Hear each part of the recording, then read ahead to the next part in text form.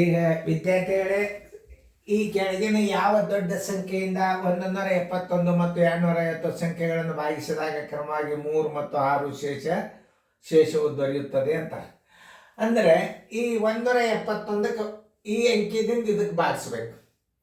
ಕೊಟ್ಟ ಸಂಖ್ಯೆಗಳಿಗೆ ಭಾಗಿಸಲ್ಪಡುವ ಸಂಖ್ಯೆಗಳನ್ನು ಕಂಡುಹಿಡಿದು ಅಂದ್ರೆ ಮೋಸ. ಕೊಟ್ಟ ಸಂಖ್ಯೆಗಳಿಗೆ ಭಾಗಿಸಲ್ಪಡುವ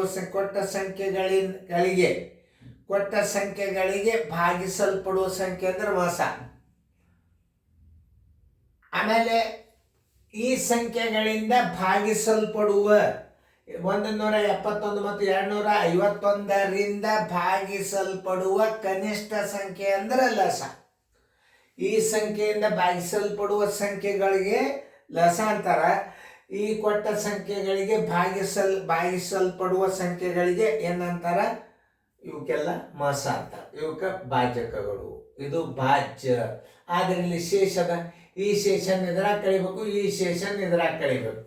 ಆಮೇಲೆ ಏನ್ ಮಾಡ್ಬೇಕು? ಮಸ ತೆಗಿಬೇಕು. ನೋಡ್ರಿ, 171 ಮೈನಸ್ 3, 11 3 ಆದ್ರೆ 8, 168, 168 69 70 251 ನೀವು ಶೇಷನ ಕಳಿಲಾರದ ಯಾವುದು ಕೆಲಸ ಮಾಡಬೇಡ್ರಿ. 11ರಾಗ 6 ಆದ್ರೆ 5, ಕೈಲ ಮತ್ತು 1 4, 2ಕ್ಕೆ 245 ಆಯ್ತು. ಇವಾಗ ಈ ಸಂಖ್ಯೆಗಳನ್ನು ನಾವು ಮೋಸ ತೆಗಿಬೇಕು. ಭಾಗಾಕಾರ ಕ್ರಮದಾಗ ತೆಗೆದ್ರೆ ಭಾಳ ಸರಳ.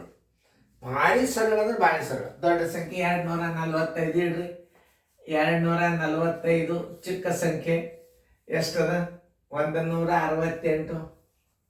168 ಒಂದಲ್ಲಿ 168 ನೋಡ್ರಿ. 15ರಾಗ 8 ಆದ್ರೆ 7, ಕೈಲ ಬಂತು 1. 14ರಾಗ 7 ಆದ್ರೆ 7, ಕೈಲ ಬಂತು 1. 0 ಬಿಟ್ಟು ಬಿಡ್ರಿ. ಅದನ್ನ ಇಲ್ಲಿ ಮತ್ತೆ ಭಾಜಿ ಮಾಡ್ಕೋರಿ. ಇದನ್ನ ತೊಗೊಂಡು ಬರ್ರಿ. 168 ತೊಗೊಂಡು ಬರ್ರಿ. 7 2 14 ನೋಡ್ಬೇಕು ಕರೆಕ್ಟ್ ಭಾಗ ಹೋಗ್ತದಿಲ್ಲೋ. 2 7 14, 1 2 7 14 1 15, 2ರಲ್ಲೇ ಭಾಗ ಹೋಗ್ತಾವ. ಅಂದ್ರೆ 2 7 14, ಕೈಲ ಬಂತು 1. 2 7 14 1 15 ನೋಡ್ರಿ. 8ರಾಗ 4 ಆದ್ರೆ 4, ಕೈಲ ಬಂತು ಇದನ್ನೆಲ್ಲ 6ರಾಗ 5 ಆದ್ರೆ 1 ನೋಡ್ರಿ. ಇಲ್ಲಿ ಮತ್ತೆ ಬಾಜಿ ಮಾಡ್ಕೋ 0 ಬರೋ ತನಕ 77 ಇಲ್ಲಿ ತಗೋರಿ. 14 5 70, 7 ಉಳಿತು. ಮತ್ತೆ ಮುಂದಿನ ಅಂಕಿ ತಗೋರಿ 14. ಯಾವ ಅಂಕಿಲೆ ಭಾಗ ಹೋತು? 7 2 14. ಭಾಗಿಸಲ್ಪಡುವ ಸಂಖ್ಯೆ ಯಾವುದು? 7. ಯಾವ ಅಂಕಿದಿಂದ ಭಾಗ ಹೋತು ಅದೇ ಉತ್ತರ ಆಗ್ತದೆ. ಆನ್ಸರ್ ಇಸ್ ಈಕ್ವಲ್ ಟು ಯಾವುದು? 7. 7ರಿಂದ ಭಾಗ ಹೋಗ್ತದೆ. ಅದು ಉತ್ತರ ಸಂಖ್ಯೆ ಎಲ್ಲದ ನೋಡ್ರಿ. ಉತ್ತರ ಸಂಖ್ಯೆ ಸಿ ನೋಡ್ರಿ. ಹಿಂಗೆ ಭಾಗಾಕಾರ ಕ್ರಿಯೆದಾಗ ನೀವು ಮೋಸ ಮಾಡೋದು ಕಲ್ತಾರೆ ಭಾಳ ಸರಳ ಬರ್ತದ. ನಿಮಗೆ ತಿಳಿತಲ್ಲ? ಯಾವುದೇ ಒಂದು ಸಂಖ್ಯೆಯಿಂದ ಅಂದ್ರೆ ಇದಕ್ಕೇನಂತಾರ? ಅಪವರ್ತ ನಂತರ ಇದಕ್ಕೆ ಅಪವರ್ತಿ ಅಂತಾರೆ. ಇದು ಭಾಜ್ಯ, ಇದು ಭಾಜಕ. ಈ ಉಳುಕಿದ ಅಂಕಿನಿಂದ ಭಾಗ್ಯ ಹೋಗೋದಿಲ್ಲದ, ಇದೇ ಅಂಕಿನಿಂದ ಭಾಗ ಹೋಗೋದು. ಆಮೇಲೆ ಶೇಷ ಕಳೆದಾಗ ಭಾಗ ಹೋಗ್ತದೆ. ಇದು ಶೇಷ ಕಳಿಲಾರ್ದ ಹೋಗಂಗಿಲ್ಲ, ಯಾಕಂದ್ರೆ ಶೇಷ ಉಳಿತದ. ಹಂಗಾರೆ ಈಗ ನೀವು ಪ್ರತಿಯೊಂದು ಅಂಕಿಗಳಿಗೆ 7ರಿಂದ ಭಾಗಿಸಿದ್ರೆ 171ಕ್ಕೆ 7ರಿಂದ ಭಾಗಿಸಿದ್ರೆ 3 ಶೇಷ ಉಳಿಬೇಕು. 251ಕ್ಕೆ 7ರಿಂದ ಭಾಗಿಸಿದ್ರೆ 6 ಶೇಷ ಉಳಿಬೇಕು. ಉಳಿತದೆಲ್ಲ ನೋಡ್ರಿ. 171 ಭಾಗಿಲೆ 7 ನೋಡಿ. 7 2 14 ಎಷ್ಟು ಉಳಿತು? 3 ಉಳಿತು. 7 4 28, 11 8 ಆದ್ರೆ 3, ಕೈಲ ಬಂತು 1 ಶೇಷ ಉಳಿತಿಲ್ಲ ನೋಡ್ರಿ. ಆಮೇಲೆ ಇನ್ನೊಂದು ಅಂಕಿ ಅದು 251 ಅದ. 251ಕ್ಕೆ ನೀವು 7ರಲ್ಲೇ ಭಾಗಿಸ್ರಿ ನೋಡ್ರಿ. 7 3 21, 4 ಉಳಿತು. 7 5 35, 7 5 35 ನೋಡ್ರಿ. 6 ಉಳಿತು. ಇದು ಶೇಷ ಅಂದ್ರೆ ನೀವು ಕಂಡುಹಿಡಿದದ್ದು ಉತ್ತರ ಕರೆಕ್ಟ್. ಈ ಲೆಕ್ಕಗಳನ್ನು ಹೆಂಗೆ ಅರ್ಥ ಮಾಡ್ಕೋಬೇಕಂದ್ರೆ, ಕೆಳಗಿನ ಯಾವ ದೊಡ್ಡ ಸಂಖ್ಯೆಯಿಂದ ಇವುಗಳಲ್ಲಿ 7 ಅಂದ್ರೆ 14ರಲ್ಲೇನು ಭಾಗ ಹೋಗ್ತಿರ್ತಾವ ಒಳಗೊಮ್ಮೆ.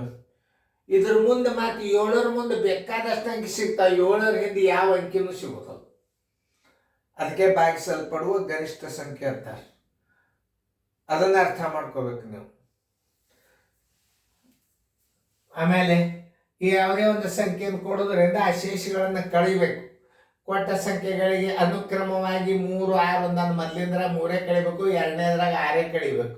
ಕಳೆದು ಬಂದ ಸಂಖ್ಯೆಗಳನ್ನು ನೀವು ಹಿಂಗೆ ಭಾಗಾಕಾರ ಕ್ರಮದಾಗ ಮಸ ತೆಗೀರಿ. HCF ಅಂದ್ರೆ ಮಸ ಅ. ಮಸ ಅ ಎದರಾಗದ ಇದು ಭಾಗಾಕಾರ ಕ್ರಮದಲ್ಲಿ. ಭಾಗಾಕಾರ ಕ್ರಮದಾಗ ಮಸ ಭಾಳ ಸರಳ ಬರ್ತದೆ, ಅದನ್ನು ತಿಳ್ಕೊಂಡು ನೀವು ಸರಿಯಾಗಿ ತಿಳಿತಂತ ಅರ್ಥ ಆಗ್ಯದ. ಭಾಗಿಸಲ್ಪಡುವ ದೊಡ್ಡ ಸಂಖ್ಯೆ, ಯಾವ ದೊಡ್ಡ ಸಂಖ್ಯೆ ಅಂದ್ರೆ ಮಸ, ಯಾವ ಚಿಕ್ಕ ಸಂಖ್ಯೆ ಅಂದ್ರೆ ಲಸ. ಅದನ್ನು ಪಕ್ಕ ನೆನಪಿಟ್ಕೋಬೇಕು ನೀವು. ಸರಿಯಾಗಿ ನೋಡ್ರಿ, ಚೆನ್ನಾಗಿ ಫೇರ್ದಾಗ ಬರ್ಕೊಡ್ರಿ.